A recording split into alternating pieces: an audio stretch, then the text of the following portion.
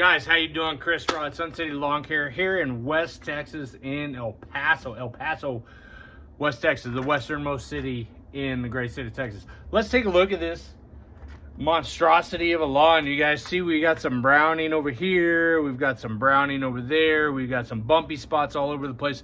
What is going on with this annual ryegrass lawn underneath is all Bermuda, guys? If you haven't already subscribed or haven't been following, hit that subscribe button, that bell notification, so you can see the updates. Man, I've been cutting this maybe like once a week. It's cold. But I tell you what, it gets me outside and I love doing this stuff. But I tell you what, you know, there's lawn care for you guys that are in the transition or up north that, you know, or here in the south and you're growing this kind of, you know, lawn. There's still maintenance needed, okay? And as you guys can see, 2 stripes there. I am cutting it today. We're in the middle of the week. Well, we're Tuesday. We're almost in the middle of the week. Tomorrow's Wednesday. But we got to get a cut in. It's been since last week I cut it. And I haven't shot a video. I don't think I've ever shot a video in December, to be honest with you. But we're busy as heck with leaf cleanups. As you guys can see, I don't know, nobody's ever asked me what those are behind me, those that are growing. Those are my asparagus ferns. If you guys don't know, I do some gardening as well. Asparagus. I got 15 of them over there planted right now. And they're all transitioning from, you know, a nice dark green to some dormancy. We finally had our first frost this past weekend. We got down to 25 degrees, guys, 25 degrees. And it was cold. You know, for El Paso, that's cold. I know we're in the desert environment. I know you guys up north, y'all get down to like 0 and negative 25, but we get cold. Cold to us is 25 degrees. But either way, lawn care still needed. We're doing some perennial rye maintenance, okay? It's December. It's mid-December, coming up on mid-December anyways. And we're going to be just mowing it today. As you guys see, we have some trouble spots. This area right here where we got a lot of brown, right there in the front, that area, I got a sprinkler head right where my lower finger is, right there. And then I've got some more in this corner, a 90 degree, and I've got another one over there, okay? This particular area is my zone 2 that waters the rock wall and my garden bed. Let me show you that real quick. I don't know if you guys can see that. But over there, I've got my leafy greens growing. That's my little raised garden bed made of, it's bordered by some an old pallet that I put together. And we grow our winter leafy greens over there. And I've got like 4 or 5 different lettuces. I've got some cabbage, Brussels sprouts, some kale. That's how we eat during the winter time. But anyways, getting back to the video, guys. This area, the sprinkler head, it doesn't, the zone, the sprinkler system doesn't always intersect that area. So when I did the overseeding project, this area right here, the browning is actually dormant Bermuda grass. And the seed germination was what I would say is the 5% or the 1% that didn't germinate throughout the majority of the yard. But all we're doing today is simply mowing. I just wanted to touch base with you guys. And the other thing that we're doing today, if you guys have been following along at all, I haven't done my pre-emergent application, guys. Oh my God. We haven't done the pre-emergent. When can you do pre-emergent applications? Well, a lot of that depends on where you're at. If you're in the transition zone, like my boy Pete up in North Carolina, they've already got, if I'm not mistaken, I could have swore I saw frost come in a week or 2 ago, and he's bypassed a pre-emergent application 1 year to the next because he doesn't need it. Okay, that's an example I want to give you guys. And then you guys that are up north, Michigan, Buffalo, New York, all you guys up there, Seattle, Washington, if you have had any kind of snowfall and that ground is frozen solid, okay, you cannot do a pre-emergent application. You do not want to put down any kind of herbicide during a frozen solid ground, okay? Here in the south, okay, guys, just to give you an idea, north, south, east, west, tech.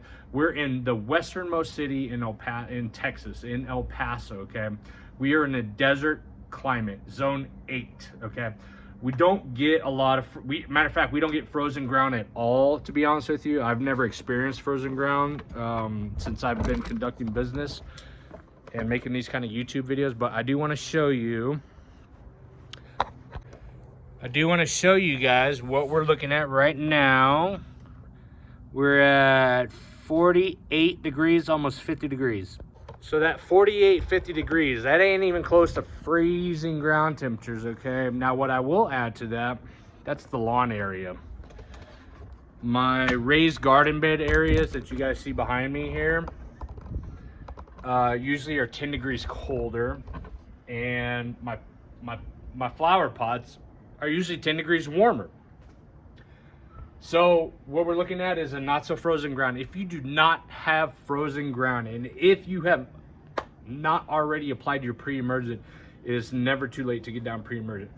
What I'll finalize with that statement is that El Paso, the coldest time in West Texas that we really experience any kind of, you know, continued frost or freezing or even snowfall is the back end of January, early February. That is our winter, okay? So each climate is different. Every city within southern transition, northern area, you guys, we're all different. You really got to tune into your environment, okay? So if you had any help in trying to find out what kind of environment you are in, I would like to refer you guys to greencastonline.com, okay? They monitor soil temperatures throughout the United States, okay? If you don't know your history, check out that website. Really gives you your soil temperatures in your area. All you gotta do is plug in your zip code. I've been doing this for a while, so I know my area, and I know we don't have frozen ground, so therefore I'm gonna be putting down pre-emergent. We're gonna go with some prodiamine, okay? You can range prodiamine, oh god, it starts as low as 0.38 ounces per 1,000 square feet, around that number, and you can go all the way up to a little bit more than 3/4 of an ounce per 1,000 square feet annually. Keep that in mind.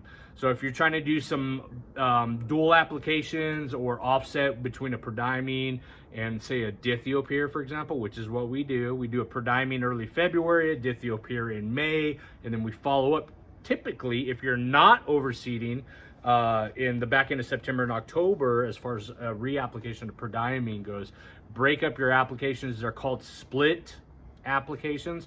And today this would quite literally be my second application of prodiamine in my backyard. I don't have weeds, guys. I don't have weeds. Can I get by without spraying a pre-emergent? Absolutely, 110%. Okay. There is a habitual practice of pest integrated management where you're not applying something unless you absolutely need to. And in this case, I don't necessarily need to, but I am taking a proactive measure, and I'm going to be putting down prodiamine, okay? That way, if I do have any remaining seedlings from the ryegrass, they're not going to germinate with this prodiamine application, okay? And then if there are any weed seedlings within the lawn that have not germinated, but that are kind of waiting for the opportune soil temperature or appropriate time of the year, say for example, crabgrass, which here in West Texas, germinates the first 2 weeks. It actually germinates the third week of February, so we're trying to be proactive. But the point of the video is it's never too late to get down your pre-emergent.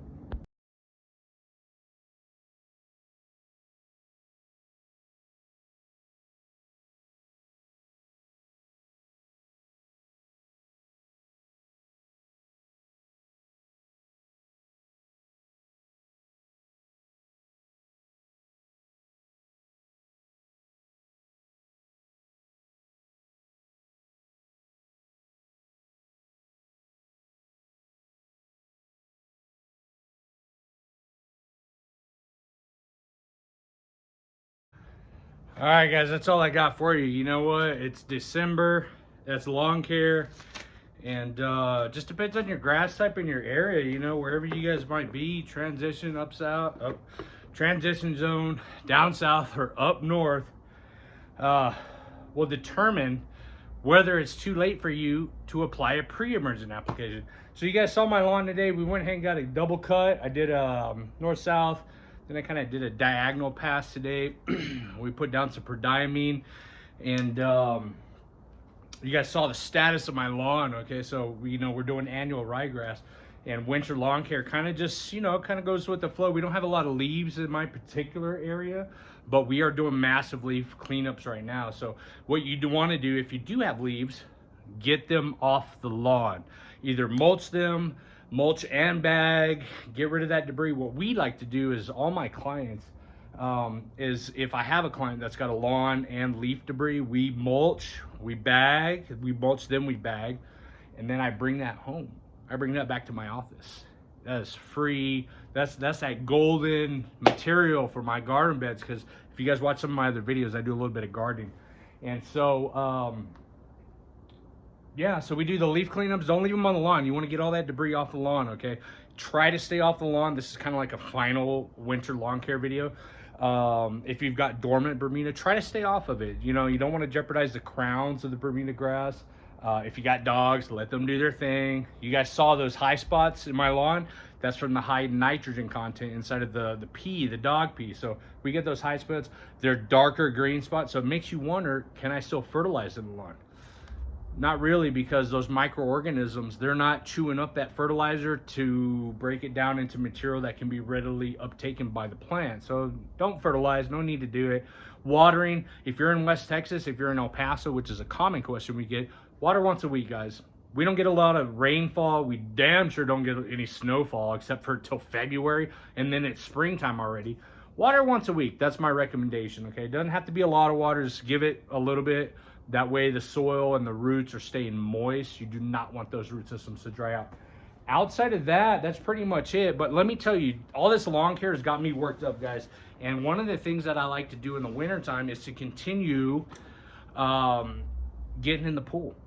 That's right, guys. I've been on a binge for taking some ice baths, okay? When it's hot in the summer, I dip in the pool. When it's cold in the winter, what I'm going to start doing, this is going into 2023, I'm going to take me some cold water baths. So if you want to click off now, I recommend you do it, because I'm about to get down into my skivvies and I'm going to take a dip in the pool. This past weekend, 29 degrees. I'm sorry, 25 on Sunday, 29 on Monday. Today was, I think, 28. We're going to do 3 minutes in the cold water bath.